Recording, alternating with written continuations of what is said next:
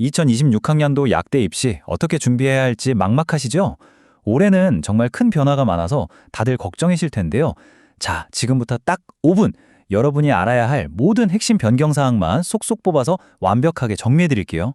2026년 약대 입시에서 딱 하나의 숫자를 기억해야 한다면 바로 이겁니다. 519. 아니, 519가 대체 뭐길래 이렇게 중요할까요? 이게 왜 여러분의 입시 전략을 통째로 바꿀 수 있는지 지금부터 바로 알려드리겠습니다. 네, 맞습니다.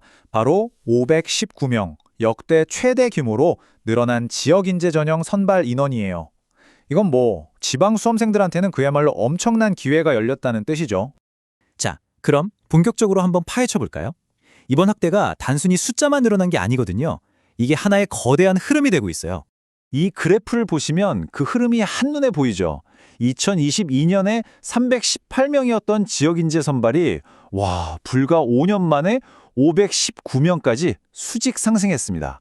이 가파른 상승세는 이제 내가 지역인재 자격이 되느냐 안 되느냐가 약대 합격의 가장 중요한 열쇠 중 하나가 됐다는 걸 의미합니다.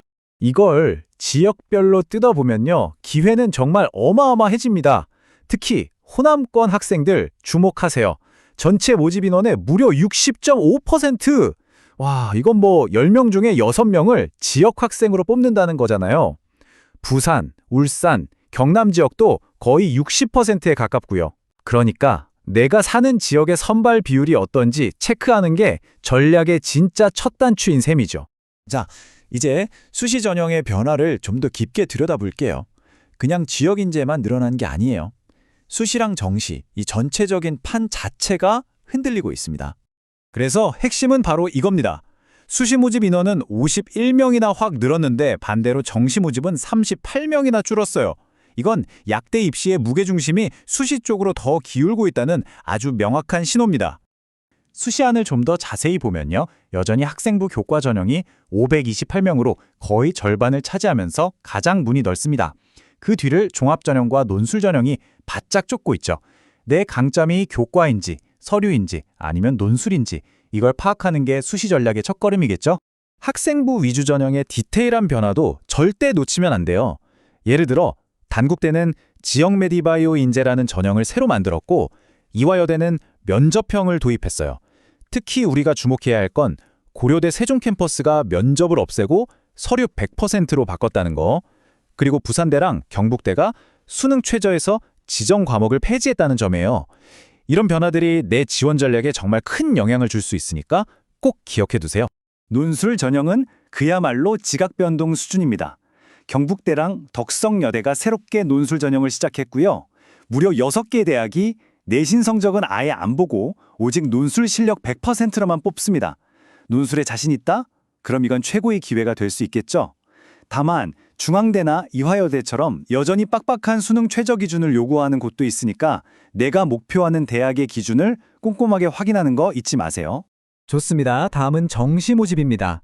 전체 인원은 줄었지만 그렇기 때문에 오히려 더 똑똑하고 치밀한 전략이 필요해졌어요. 정시 전략의 핵심은 바로 이 반영 비율 싸움입니다. 대학마다 수능 과목에 매기는 정수가 완전히 다르거든요. 예를 들면 국립목보대는 수학 비중이 40%로 압도적으로 높아요.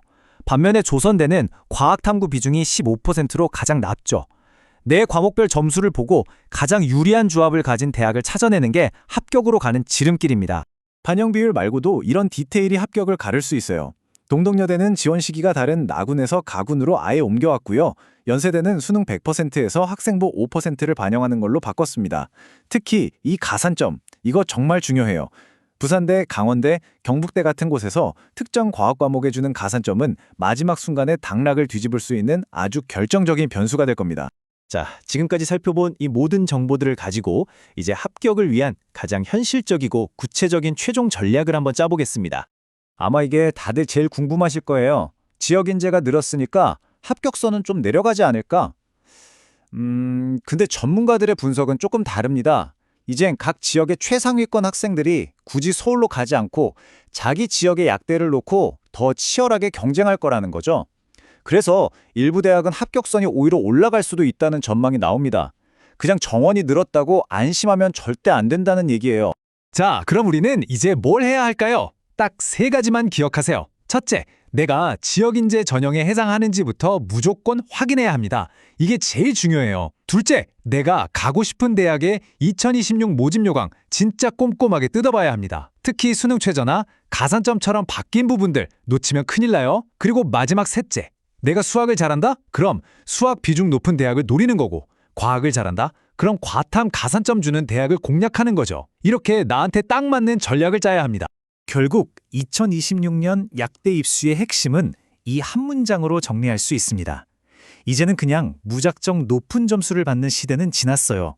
나한테 가장 유리한 대학을 먼저 찾고 그 대학이 원하는 점수를 만들어내는 맞춤 전략이 필요한 때입니다.